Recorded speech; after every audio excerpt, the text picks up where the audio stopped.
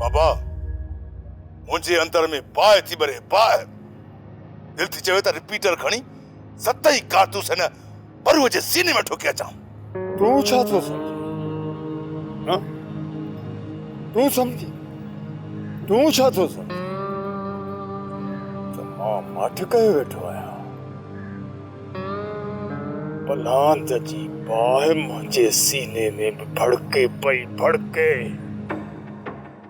पर वक्त नाहे ने सुल्तान ई परुअ सां वेहण जो।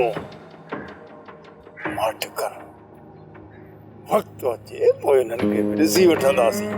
बाबा पोइ कावड़ लही वई न इहो कम न थी सघंदो।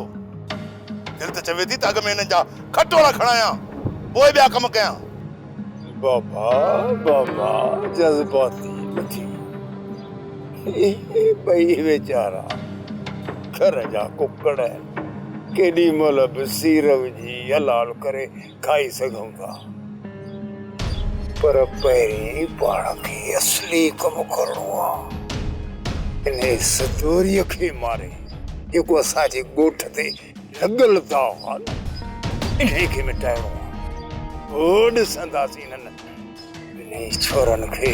ठीकु आहे बाबा, जे तूं चवीं थो न त सभ खां अवल इहो कमु थो कयां। हा इहो कमु ज़रूरी आहे।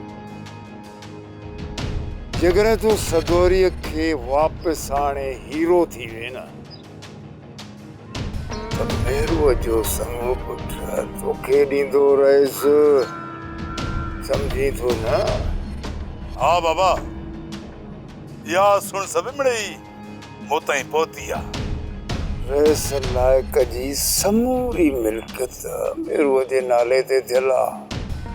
जेकॾहिं मेरुअ सां तुंहिंजी शादी थी वई न, सॼी मिल्कियत जो वारिस तूं थी वेंदे।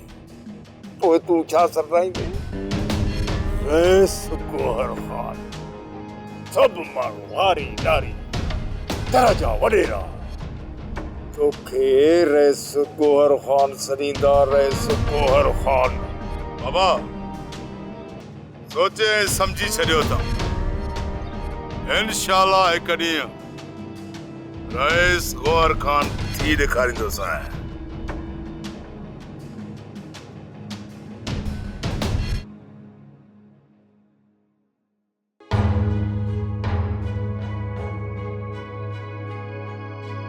छा थी सोची मेहरू? छा तूं हिकु लोफर इंसान सां शादी करे पंहिंजी ज़िंदगी बर्बाद करनी है? गोहर हिकु ॼट अणसुधरियल ऐं जानवर क़िस्म जो माण्हू आहे। सोप सीरियल सिंध ॼाई तमाम एपिसोड्स ॾिसो हाणे HD क्वालिटीअ में। विज़िट करियो असांजो YouTube channel Sindh TV HD drama. Subscribe कयो असांजो official YouTube channel Sindh TV HD drama ऐं वधीक अपडेट लाइ बेल आइकन खे क्लिक करियो।